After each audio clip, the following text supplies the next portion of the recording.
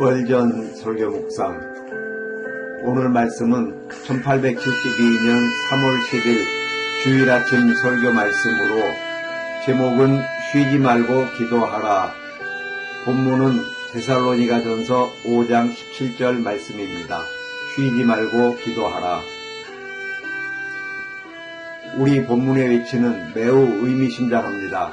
어떤 말씀 뒤에 나오는지를 주목해 보십시오.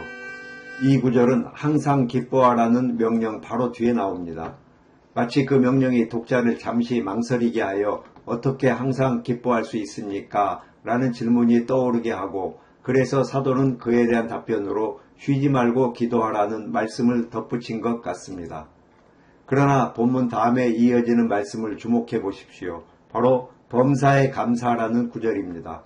기쁨과 기도가 결합될 때 그들의 맏아들은 감사입니다.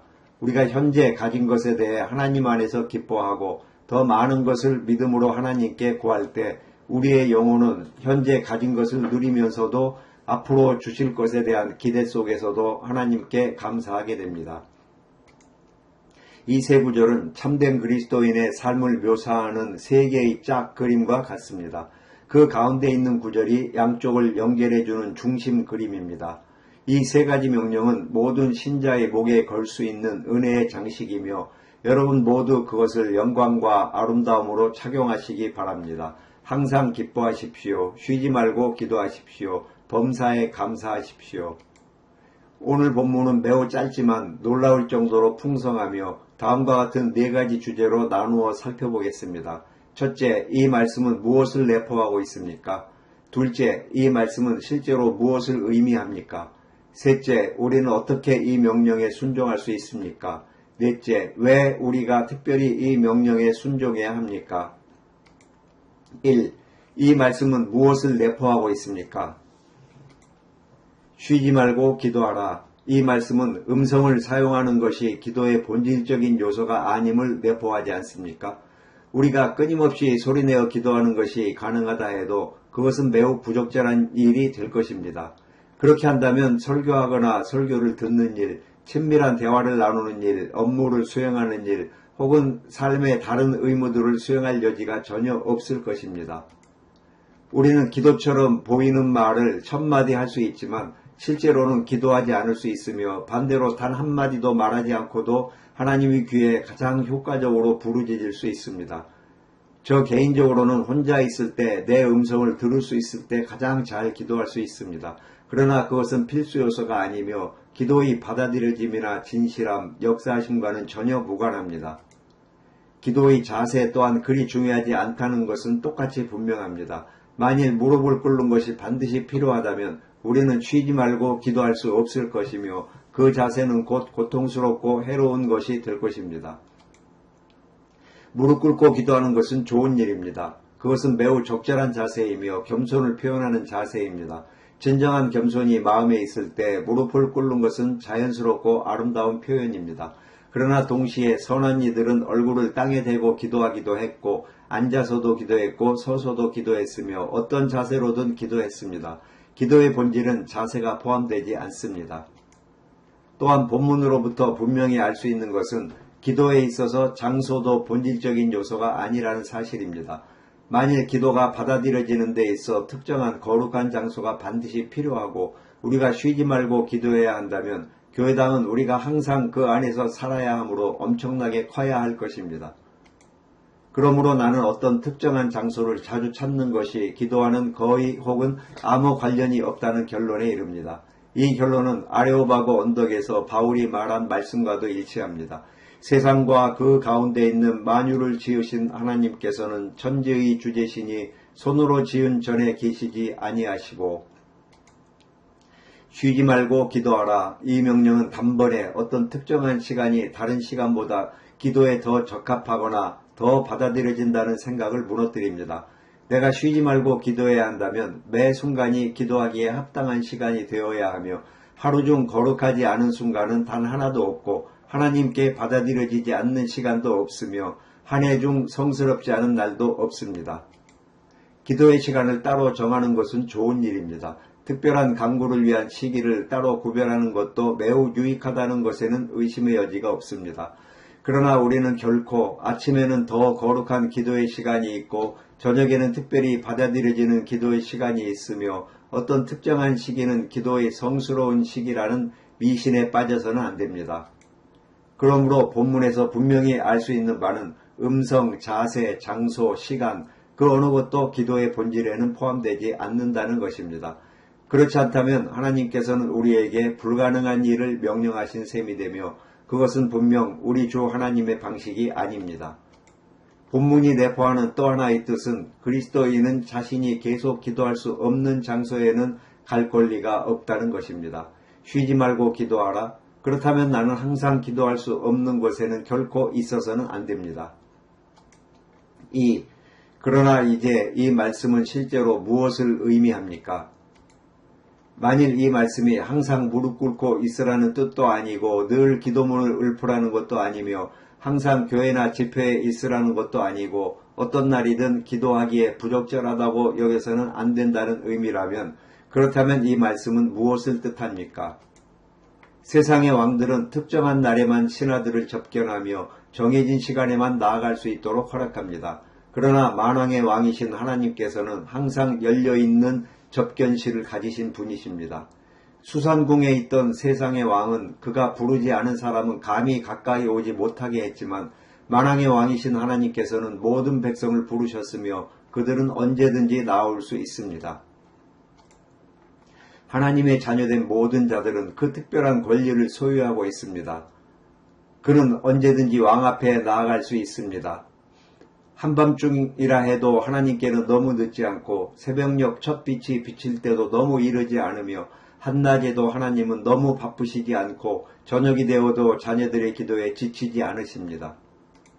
그럼에도 불구하고 이것은 분명한 명령입니다. 쉬지 말고 기도하라. 그렇다면 이 명령은 무엇을 의미합니까?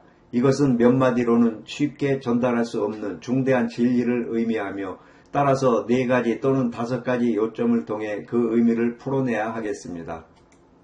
첫째로 이 명령은 기도를 결코 포기하지 말라는 뜻입니다. 어떤 이유나 상황에서도 기도를 멈추지 마십시오. 구원받을 때까지만 기도하면 된다고 생각하지 마십시오. 죄사함을 받은 자에게도 기도는 죄의 슬픔 아래 있는 자만큼이나 꼭 필요합니다.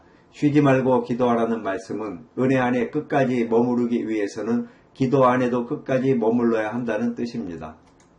기도하기를 결코 포기하지 마십시오. 당신의 마음이 기도 중에 차갑게 식어 있을지라도 마음이 따뜻해질 때까지 기도를 멈추지 말고 오히려 성령님의 도우심으로 그 차가운 영혼을 뜨겁게 만들며 기도하십시오. 쇠가 뜨거우면 두드리고 차가워도 뜨거워질 때까지 두드리는 것처럼 말입니다. 어떠한 이유나 논리도 기도를 멈추게 해서는 안 됩니다. 둘째 의미는 이것입니다. 정기적인 기도의 제사를 중단하지 말라는 뜻입니다. 깨어있는 그리스도인이라면 미신 때문이 아니라 편의와 기억을 위해 정해둔 매일의 기도 시간이 있을 것입니다. 다니엘이 하루에 3번, 또 어떤 성도는 하루에 7번 주를 찾았듯이 말입니다. 습관적인 경건의 시간을 지킨다면 그 사람은 계속해서 기도한다고 말할 수 있습니다. 저는 하루 중 어느 시간이든 다 좋지만 정해진 시간에 하나님을 만나는 것이 유익하다고 느낍니다. 그것은 마치 시계를 감는 것과도 같습니다. 시계는 하루 종일 돌아가지만 특별히 시계를 감는 시간이 있는 것처럼 우리가 하나님과의 교제를 위해 따로 떼어둔 그 작은 시간은 하루를 살아가도록 우리를 다시 감아주는 시간입니다. 그러나 이것은 단지 하나의 도움일 뿐입니다. 셋째로 덧붙여야 할 것은 정해진 기도의 시간들 사이에도 짧은 기도를 자주 드리기 위해서 애써야 한다는 것입니다. 당신의 손이 세상의 일로 분주할지라도 당신의 마음은 여전히 하나님과 대화해야 합니다. 긴 문장 20개씩을 한 번에 말하려고 하지는 마십시오. 우리는 짧은 기도를 하늘로 올려보낼 수 있습니다. 넷째로 쉬지 않고 기도하기를 원한다면 우리는 언제나 기도의 영 안에 있어야 합니다. 성령으로 새롭게 된 우리의 마음은 마치 자기를 띤 나침반 바늘처럼 우리의 마음도 기도의 자석처럼 끌리는 상태에 있어야 합니다. 당신의 영혼 깊은 곳에는 여전히 기도에 대한 갈망이 남아 있어야 하며 기도할 수 있는 순간이 오면 즉시 마음이 자신이 사랑하는 기도의 자리로 되돌아가야 합니다. 하지만 아마 마지막으로 말씀드릴 이 의미야말로 본문 말씀의 진리를 가장 많이 담고 있을 것입니다. 그것은 바로 당신의 모든 행동이 당신의 기도와 일치되어야 하며 실제로는 그 기도의 연속이 되어야 한다는 것입니다. 내가 기도 가운데 이웃의 유익을 구하고 실제로 그것을 이루기 위해 행동한다면 나는 그를 위한 기도를 행동으로 계속 이어가고 있는 것입니다. 내가 마땅히 그래야 하듯 모든 것 위에 하나님의 영광을 구하고 내 삶의 모든 행동이 하나님의 영광을 향해 있다면 비록 생각으로나 입술로 기도하고 있지 않을지라도 나는 여전히 기도를 계속하고 있는 것입니다. 형제여, 쉬지 말고 기도하십시오. 당신의 온 삶이 기도가 되게 하십시오. 방법이 바뀌더라도 그 방향은 결코 바뀌지 않게 하십시오. 계속해서 예배하고 계속해서 하나님을 경배하십시오. 이것이 바로 쉬지 말고 기도하라는 본문의 말씀의 뜻이라 저는 생각합니다. 즉 기도를 결코 완전히 포기하지 말 것, 정기적인 기도를 중단하지 말 것, 짧은 기도들을 자주 드릴 것, 항상 기도의 영 안에 있을 것, 그리고 당신의 온 삶이 기도와 일치되고 기도의 일부가 되도록 할 것, 이것이 바로 끊임없이 기도하는 삶입니다. 3. 우리는 어떻게 이 말씀에 순종할 수 있습니까? 첫째로 우리는 가능한 한 모든 죄된 방해를 막기 위해 힘써야 합니다. 쉬지 말고 기도하라. 그렇다면 항상 기도하는 행위 속에 있는 것이 불가능하더라도 최대한 자주 그 행위 안에 있으려고 애써야 합니다. 그리고 앞서 말했던 대로 우리 자신의 죄로 인해 생기는 방해들을 막아야 합니다. 다른 사람들이 우리에게 기도하지 말라고 금할지라도 그들의 분노를 두려워하지 맙시다. 사자굴에 던져지는 형벌이 내려졌음에도 전과 같이 하루에 3번 기도한 다니엘을 기억하십시오. 은밀한 중에도 언제나 기도해야 하며 만일 의무가 우리를 사람들 앞에서 기도하도록 부른다면 우리는 하나님의 눈을 두려워함으로 사람의 눈을 감히 두려워하지 않도록 해야 합니다. 다음으로 기도에 대한 모든 불필요한 방해를 피하도록 합시다. 만일 우리가 어떤 일이 기도의 영을 방해하는 경향이 있다는 것을 알고 있고 그 일에서 벗어날 수 있다면 우리는 반드시 그것을 간절히 피해야 합니다. 기도의 향기를 놓치지 않도록 최대한 애써야 합니다. 사탄은 우리의 마음을 산만하게 만들고 궤도에서 벗어나게 하며 기도의 목표를 흐리게 하려 할 것입니다.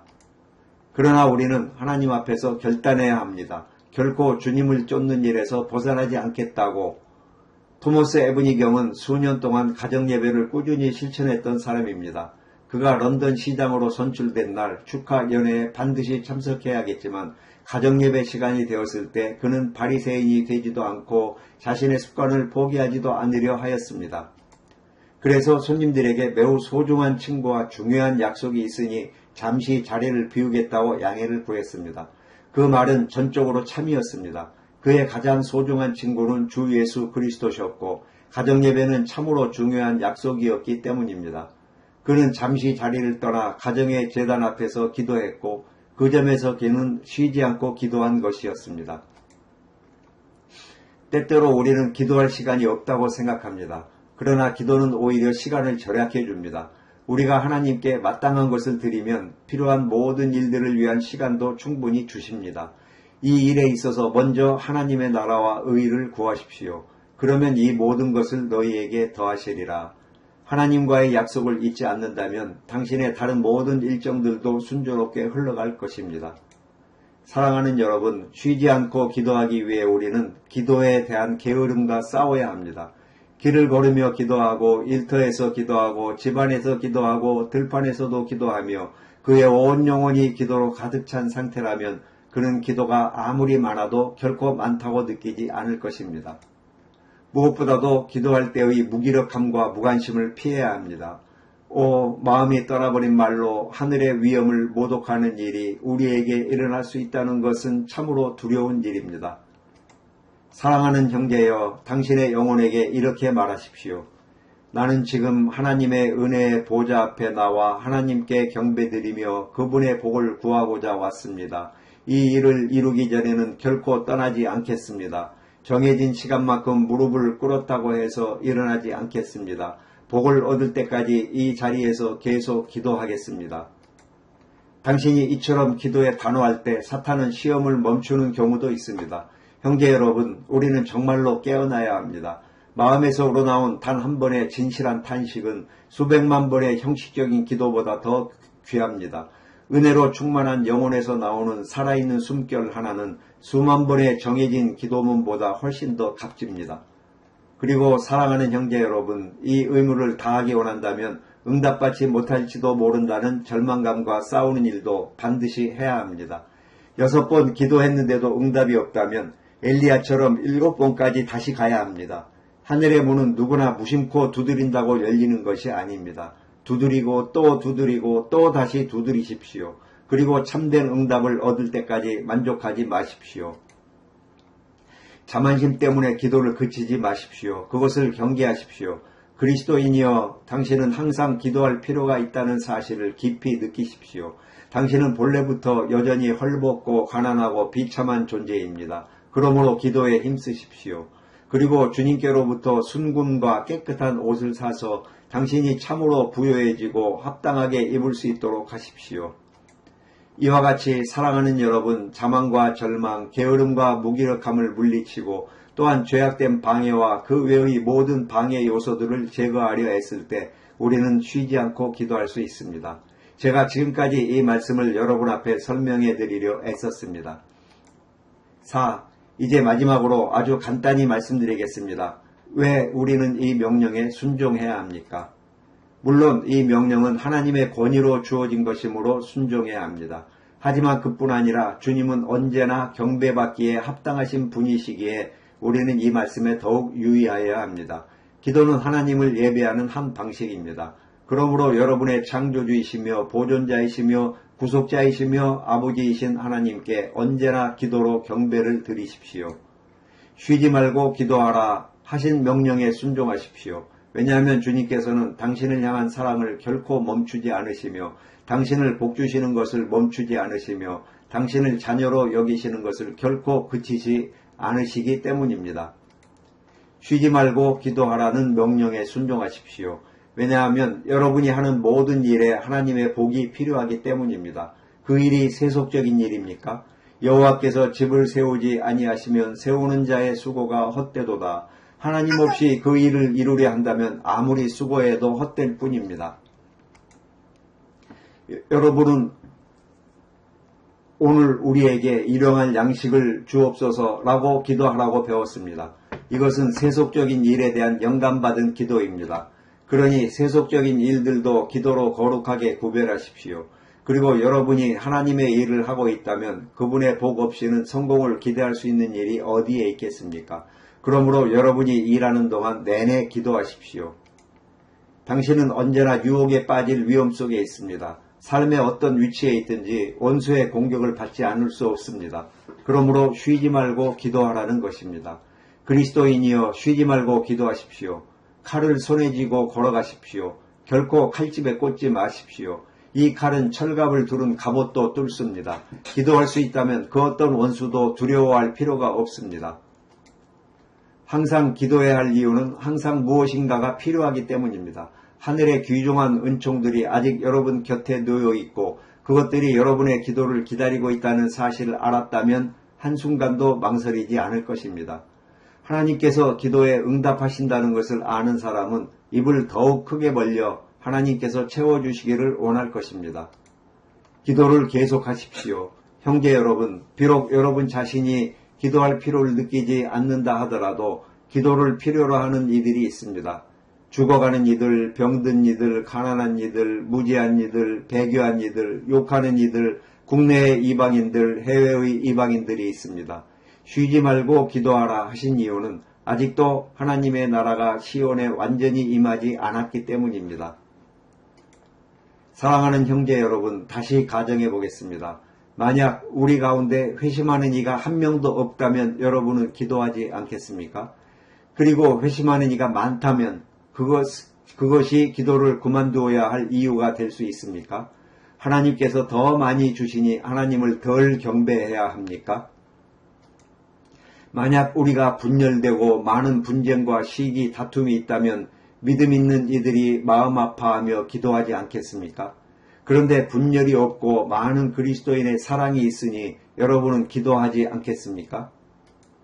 다시 한번 말씀드리겠습니다. 하나님께서 더 많이 주신다고 해서 우리가 덜 기도할 것입니까? 결코 그렇지 않습니다. 하나님께서 우리에게 더 선하실수록 우리는 더욱 그분의 이름을 찬양하고 높여야 합니다. 지금 우리가 기도해야 할 때입니다. 어떤 이들은 마음이 식어 옛죄로 돌아가고 있기 때문입니다. 우리가 그리스도를 위해 많은 일을 하고 있으므로 기도해야 합니다. 모든 기관이 활발히 움직이고 있습니다. 큰 노력 위에 큰 복이 있기를 간구합니다. 오 회막교회여, 내가 가진 것을 굳게 잡아라. 아무도 내 면류관을 빼앗지 못하게 하라. 기도하는 교회로 계속 남아 우리가 그리스도의 심판대 앞에 설 때 목사와 성도 모두 기도하지 않는 자, 주님의 일을 게을리한 자로 책망받지 않게 하소서. 모든 때에 우리 모두가 성령 안에서 예수님의 이름으로 열심히 자주 즉시 끊임없이 기도하기를 기도합니다.